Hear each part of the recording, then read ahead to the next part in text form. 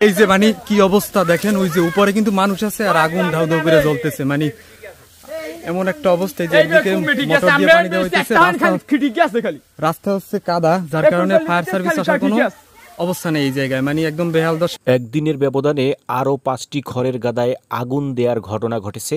মানুষের সাথে মানুষের এ কেমন শত্রুতা। বরগুনার পাথরঘাটা সদর ইউনিয়নের 1 নং ওয়ার্ডে গহরপুর এলাকায় খান বাড়িতে আজ রাতে 5টি খড়ের গাদায় আগুন দিয়ে পুড়িয়ে দিয়েছে। এর একদিন আগে ওই বাড়িতে আরো 2টি খড়ের গাদায় আগুন দিয়েছে দুর্বৃত্তরা। তবে কে বা কারা এই ঘটনা ঘটিয়েছে এখন পর্যন্ত জানা যায়নি। 11:30 11টা 11:30 দিকে ঘটছে এই ঘটনা।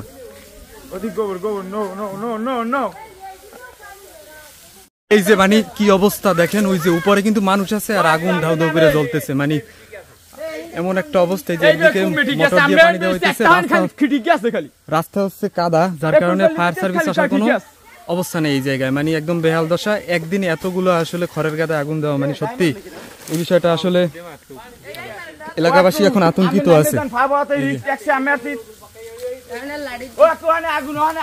স্থানীয় যারা আছে তারা সাহায্য করতেছে, আর বাড়ির লোকজন যারা আছে তারা সাহায্য করতেছে। এটা হচ্ছে মোহাম্মদ সগির খান।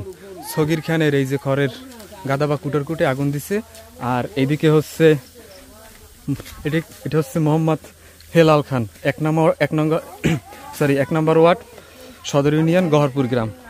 আর এদিকে হচ্ছে এই হচ্ছে মোহাম্মদ শাহিন খান, তার হচ্ছে মোহাম্মদ শাহিন খানের হচ্ছে 2টাই।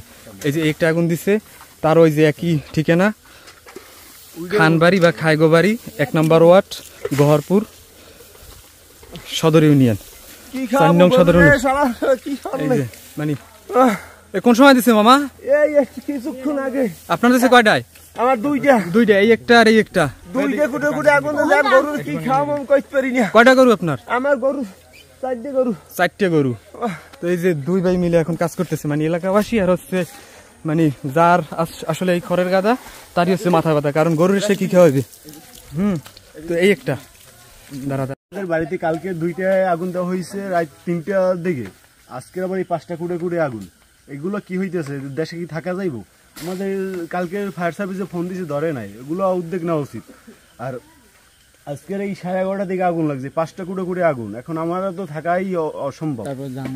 কিভাবে থাকবো? কালকে ওই ঘরে একটা ঘরে 2টা শিখ উগলেই ফেলাইছে, মানে ছুড়েই ফেলাইছে ঘরে জানালা দিয়া। তারপরে এই আগুন দিয়ে হয়তো মানুষ হয়রানি করার চেষ্টা করছে না, কি করতেছে আমরা কিভাবে বুঝবো? এই প্রশাসনের দৃষ্টি আমরা কামনা করছি। তো যে গ্রামে যারা আছে সবাই প্রশাসনের দৃষ্টি আকর্ষণ করতেছে, একটু আকর্ষণ চাইতেছে।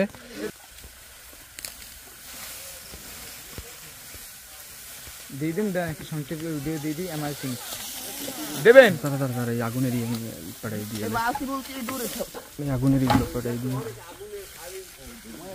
রাজু ভাই ভালো আছেন ভাই? এই যে শুরু করছে এই একটা